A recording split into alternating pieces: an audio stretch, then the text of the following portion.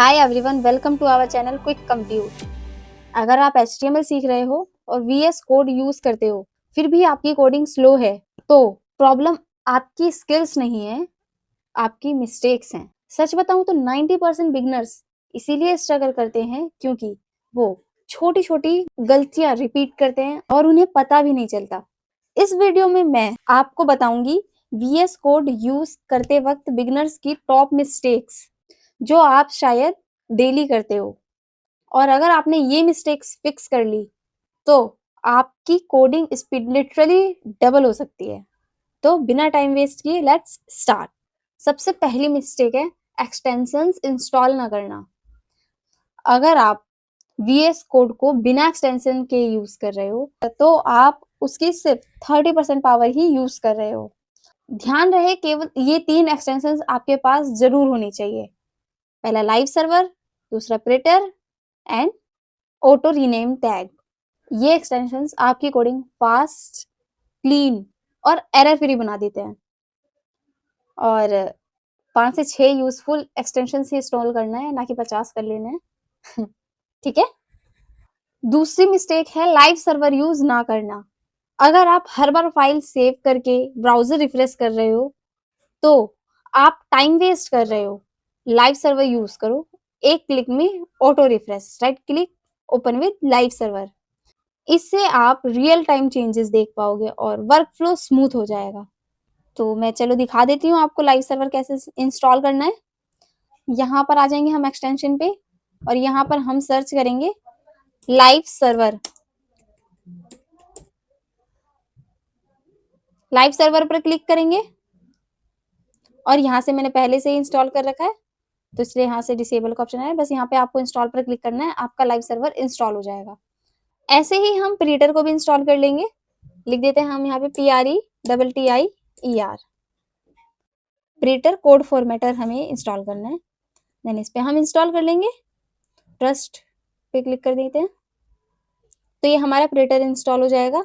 और ऐसे ही हमें ऑटो रीनेम टैग को इंस्टॉल करना है तो हम यहाँ पर लिखते हैं ऑटो रीनेम टैग। हम इसको इंस्टॉल कर लेते हैं। तो हमने ये तीनों इंस्टॉल कर लिया है। तो लाइव सर्वर के बारे में मैंने बता ही दिया है आपको। अगर हम HTML में कोड कर रहे हैं तो ऑटो रीनेम टैग हमें इंस्टॉल जरूर करना चाहिए। ठीक है। लाइव सर्वर से क्या होता है, मान लो हमने कोई कोड लिखा है, यहाँ पे बेसिक कोड लिख लेते हैं और इसमें लिख लेते हैं हम, यहाँ लिख लेते हैं हम हेलो वर्ल्ड। ठीक है। लाइव सर्वर से क्या होता है, हम जैसे राइट क्लिक करेंगे और ओपन विद लाइव सर्वर करेंगे, नीचे स्क्रॉल करने पर ओपन विद लाइव सर्वर, इस पर हम जैसे ही क्लिक करते हैं तो देखिए यहाँ पे हेलो वर्ल्ड आ गया है लिखा हुआ। अब हम इसमें कोई भी चेंजेस करते हैं तो बिना सेव किए हम चेंजेस देख सकते हैं आराम से। जैसे वर्ल्ड की जगह लिख दिया खुशी, तो अब हम बिना रिफ्रेश किए हम यहाँ पे अपना देखेंगे तो यहाँ पे हेलो खुशी हो गया है। ठीक है। तो लाइव सर्वर का हम यूज इसलिए करते हैं ताकि हमें बार बार रिफ्रेश ना करना पड़े पेज को। हमें ये पेज बार बार रिफ्रेश ना करना पड़े, जो हम चेंजेस कर रहे हैं वो ऑटोमेटिक यहाँ पे रिफ्रेश होके हमें दिखता रहे। अब इससे हम रियल टाइम चेंजेस आराम से देख सकते हैं और वर्क फ्लो भी हमारा स्मूथ हो जाता है। तीसरी मिस्टेक्स क्या है कि फोल्डर को ओपन नहीं करते हैं, सिर्फ एक फाइल को ओपन कर लेते हैं। जैसे कि मैं अगर इसको क्लोज कर दूं तो हमें क्या करना चाहिए, राइट क्लिक करके और ओपन विद कोड पर क्लिक करना चाहिए ताकि हमारा पूरा फोल्डर ओपन हो। ठीक है। और बिगनर्स क्या करते हैं, फोल्डर पे जाएंगे, सिर्फ फाइल ओपन कर लेते हैं। तो ओनली फाइल ओपन कर लेते हैं तो हम इससे पूरा कोड नहीं देख पाएंगे, सिर्फ सिर्फ हम ये वाली फाइल ही देख पाएंगे। तो हमें पूरा फोल्डर ओपन करना चाहिए। हम अपना अगर फोल्डर ओपन करेंगे तभी हम प्रोफेशनल तरीके से काम कर पाएंगे। फोर्थ मिस्टेक क्या करते हैं, फाइल नेमिंग मिस्टेक्स। जैसे कि हमें यहाँ पे कोई लिंक लगाना है, इमेज जैसे लगाना है। ठीक है। पहले मैं एक इमेज डाउनलोड कर लेती हूँ इस फोल्डर में, लाइक कैट जैसे मैं ये कैट की इमेज डाउनलोड करके अपने फ़ोल्डर में रख लेती हूँ, HTML वाले फ़ोल्डर में कैट लिख के, सेव कर दिया।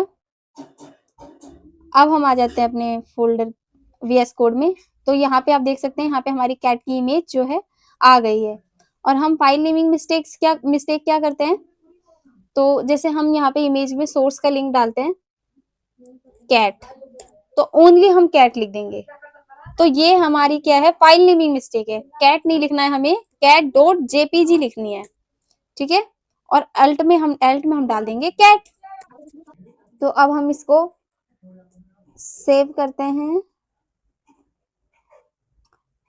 और ओपन विद लाइव सर्वर कर लेते हैं। तो यहाँ पे आप देख सकते हैं, यहाँ पे जो है कैट की इमेज आ चुकी है। तो ये होता है फाइल नेमिंग मिस्टेक। अगर हमने मान लो जेपीजी नहीं लिखा होता तो यहाँ पे हमें इमेज शो ही नहीं होती। और ये कैट हमें क्यों दिख रहा है, क्योंकि हमने इमेज टैग में एल्ट में हमने कैट लिखा हुआ है, इस वजह से यहाँ पे हमने क्या किया है, कैट लिखा है। तो यहाँ पे कैट लिखा है, इसकी वजह से हमें वहां पे कैट जो है नेम शो हो रहा था। तो ये है हमारी कुछ माइनर मिस्टेक, तो इसे हटा देते हैं फिलहाल। फिफ्थ मिस्टेक क्या है, एमेट का यूज ना करना। एमेट का यूज हमें जरूर से जरूर करना चाहिए। अगर आप मैनुअली सब लिख रहे हो तो आप अपना टाइम वेस्ट कर रहे हो, तो हमें एमेट का यूज करना चाहिए। अब जैसे कि हम इसको मैनुअली लिखेंगे HTML, जैसे हम यहाँ पे लिखेंगे डॉक टाइप, तो ये बहुत ज्यादा ही लेंथी प्रोसेस हो जाएगा। हमने डायरेक्ट एमेट का यूज कर सकते हैं, एक्सक्लेमेशन मार्क यूज करेंगे, एंटर करेंगे, तो हमारा जो है बॉयलर प्लेट कोड ओपन हो जाएगा, ठीक है। और किस तरह से हम यूज कर सकते हैं, जैसे कि हमें मान लो लिस्ट बनानी है, यूएल लिखा हमने, यूएल लिखेंगे इस तरह से, li लिखेंगे, इनटू 5 किया, एंटर किया, तो यूएल के अंदर 5 लिस्ट हमारी जो है वो रेडी हो गई। तो इस तरह से हमें ज्यादा मैनुअली नहीं लिखना पड़ा, हमने एमेट का यूज करके इतने 5 लिस्ट जो है वो रेडी कर लिए। तो ये बेनिफिट होता है हमारा एमेट का। तो एक बार एमेट की आदत लग गई ना, तो आप बिना एमेट के काम नहीं कर पाओगे, तो इसलिए एमेट का यूज करना चाहिए। सिक्स्थ मिस्टेक क्या है, फॉर्मेटिंग को इग्नोर करना। सिक्स्थ मिस्टेक बहुत इंपॉर्टेंट है, फॉर्मेटिंग को हमेशा, मतलब मैसी कोड नहीं रखना चाहिए।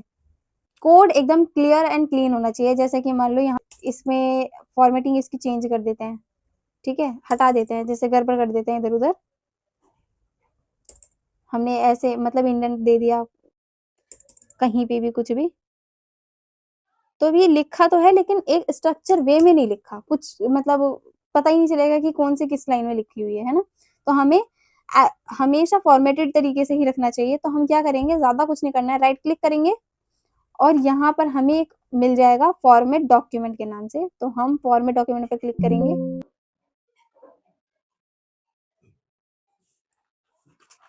हाँ, तो प्रिंटर को हमने जैसे ऑन किया तो हमारा जो है कोड फॉर्मेट हो जाएगा। हमने प्रिंटर इंस्टॉल किया था ना कोड फॉर्मेट के लिए, तो जैसे ही हम राइट क्लिक करके फॉर्मेट डॉक्यूमेंट करते हैं तो हमारा जो है सारा फॉर्मेटेड वे में आ जाता है। प्रिंटर से ही जो है कोड हमारा फॉर्मेट रहता है।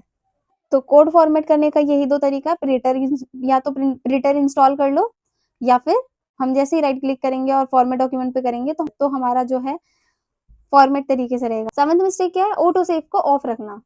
ऑटो सेव जो है वो हमेशा ऑन रखना चाहिए। तो हम उसमें क्या करेंगे, ऑटो सेव को ऑन कैसे करेंगे, सेटिंग्स पे जाएंगे, कमांड पैलेट पे जाएंगे और यहाँ पे हम ऑटो सेव को ऑन कर लेंगे। ऑटो सेव सर्च करके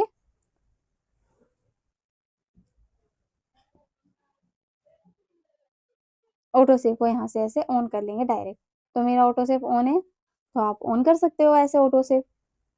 नेक्स्ट मिस्टेक क्या करते हैं कि जो एरर्स आते हैं, एरर्स VS कोड में तो रेड लाइन दिख जाता है, जैसे हम कोई भी एरर करते हैं तो रेड लाइन आ जाती है उसमें, लेकिन जहाँ रेड लाइन नहीं आ रही है तो हमें इस तरह से मिस्टेक दिख जाएगी। तो हमें क्या करना चाहिए, हमें इस पे क्लिक करना चाहिए, हमें देखना चाहिए कि हम एक्चुअल में क्या मिस्टेक कर रहे हैं। तो हम इस तरह से देख सकते हैं, ठीक है। तो मैं फिलहाल हटा देती हूँ। और 9th मिस्टेक क्या है, टैब्स को मैनेज करना। ये सबसे इम्पोर्टेंट है, टैब्स को मैनेज करना।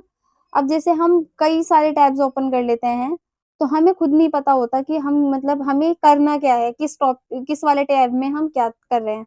तो अननेसेसरी टैब को जिसका यूज़ अभी फ़िलहाल नहीं होना है, तो उनको क्लोज़ कर दो। तो जैसे कि ये अननेसेसरी अभी फ़िलहाल इसको क्लोज़ कर देते हैं। तो हमारा काम अभी इस पे है, तो हम सिर्फ़ इस फ़ाइल को रख रहे हैं। ठीक है? तो इस तरह से अननेसेसरी टैब्स को क्लोज़ रखना है, चाहे आप यहाँ पर वीएस कोड में टैब्स को क्लोज़ रख रहे हैं या चाहे आप ब्राउज़र में अपना टैब जो अननेसेसरी ओपन रखते हैं, तो जिनका यूज़ नहीं होना है उनको क्लोज़ रखो। जितनी कम टैब ओपन होगी उतनी ज़्यादा क्लियर चीज़ें दिखेंगी और समझ में आएगी कि कहाँ पे क्या काम करना है। और लास्ट चीज़ क्या मिस्टेक करते हैं कि हमें क्या है कि सेटिंग्स को एक्सप्लोर करते रहना चाहिए। सेटिंग्स हम एक्सप्लोर करेंगे तभी हम अपने हिसाब से वीएस कोड को रख पाएँगे। अपने हिसाब से मैनेज कर सकते हैं चीज़ों को। तो हमें सेटिंग में देखते रहना चाहिए कि हम मतलब किस चीज़ में सूटेबल है, जैसे कि हम जो हमें ये फॉर्मेट अच्छा नहीं लग रहा है, ये फॉर्मेट अगर अच्छा नहीं लग रहा, हम इसे चेंज करना चाहते हैं, तो ये हम कैसे चेंज करें? इन सारी चीज़ों को एक्सप्लोर करते रहना चाहिए कि मतलब नए शॉर्टकट कीज़ कैसे बनाएँ। अलग-अलग तरह की चीज़ें हमें एक्सप्लोर करती रहनी चाहिए। बेसिकली क्या है, पूरे सेटिंग को इसमें वीएस कोड के सेटिंग को एक्सप्लोर करो। तो ये थी वीएस कोड में बिगिनर्स की टॉप मिस्टेक्स, जो आपको डेफिनिटली अवॉइड करनी चाहिए। अगर आपने इन्हें फिक्स कर लिया, तो आपकी कोडिंग स्पीड और कॉन्फिडेंस दोनों नेक्स्ट लेवल पे चला जाएगा। अगर वीडियो हेल्पफुल लगी हो, लाइक करो, चैनल को सब्सक्राइब करो और अगर आप चाहते हो नेक्स्ट वीडियो, तो कमेंट सेक्शन में ज़रूर बताओ कि नेक्स्ट वीडियो किस टॉपिक पर होना चाहिए। तब तक के लिए बाय बाय।